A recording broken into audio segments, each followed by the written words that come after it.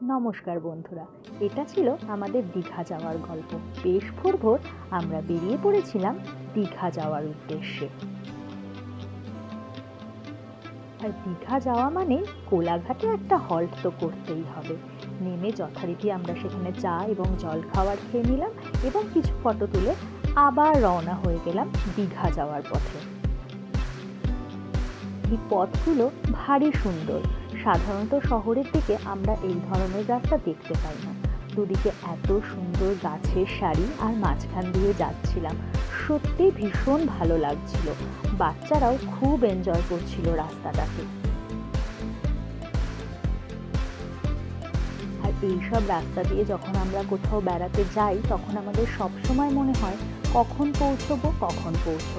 আর রাস্তার এই চারিদিকের যে মনোরম দৃশ্য সেগুলো আমরা উপভোগ করতে করতে যে কোনো জায়গায় পৌঁছে যাই।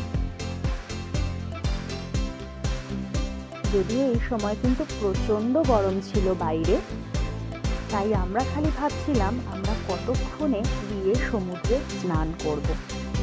এরপরে পৌঁছে গেলাম হোটেলের সামনে। হোটেলটা তখনও রুমটা ফাঁকা হয়নি বলে আমরা বাইরে একটু অপেক্ষা করছিলাম লাগেজগুলো রেখে। এবার শুরু হলো দীঘায় পৌঁছানোর আসল মজা। আমরা কিন্তু সমুদ্রে স্নান করতে ভীষণ পছন্দ করি। আমরা বলতে আমার পরিবারের সকলে। আমরা এই ন্যাচারাল যে সমুদ্রটা সেটাকে এনজয় করতে প্রচণ্ড পছন্দ করি, কারণ সুইমিং পুল তো আমরা যেখানে যাব সেখানেই পাবো, কিন্তু এই সমুদ্র এগুলো যাওয়ার জন্য তো নির্দিষ্ট কোনো জায়গায় পৌঁছাতে হয়। আর সমুদ্রে নামার পরে আমাদের আর বয়সটা মাথায় থাকে না। বাচ্চাদের সঙ্গে আমরাও একদম বাচ্চা হয়ে গিয়েছিলাম। ছোট মা সমুদ্রটাকে একটু ভয়ই পায়, তাই ওকে আমরা ব্যাগ, ফোন সব কিছু দিয়ে সমুদ্রের একটুখানি সাইডে দাঁড় করিয়ে রেখেছিলাম। আর আমরা সকলে মিলে অনেক আনন্দ করছিলাম।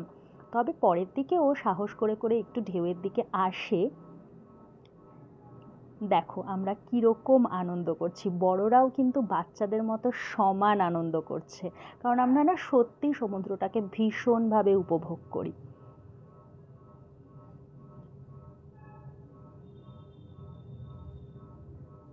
যতই সমুদ্রে নেমে স্নান করতে গিয়ে কালো হয়ে যায়, সান ট্যান পড়ে যাক, বালি ঢুকে যাক জামা কাপড়ে, তবু সমুদ্রের সামনে যাব আর সমুদ্র স্নান করব না, এটা তো হতেই পারে না। আর এই যে এখানে জি আর কাকাই অপেক্ষা করছে কখন একটা বড় ঢেউ আসবে আর প্রিয়াংশীকে সেই ঢেউটার মধ্যে ছুঁড়ে ফেলে দেবে। ওরা কিন্তু এক ফোঁটাও ভয় পাচ্ছিল না, ওরাও কিন্তু সমুদ্রটাকে বেশ ভালো এনজয় করছিল।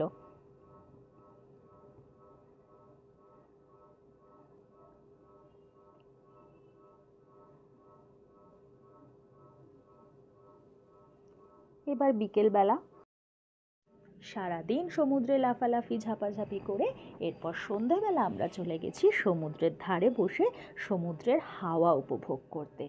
সমুদ্রের ধারে বসে সমুদ্রের নোনা জলের হাওয়া আর তার সাথে চা, কফি আর মাছ ভাজা, একটা আলাদাই আনন্দ।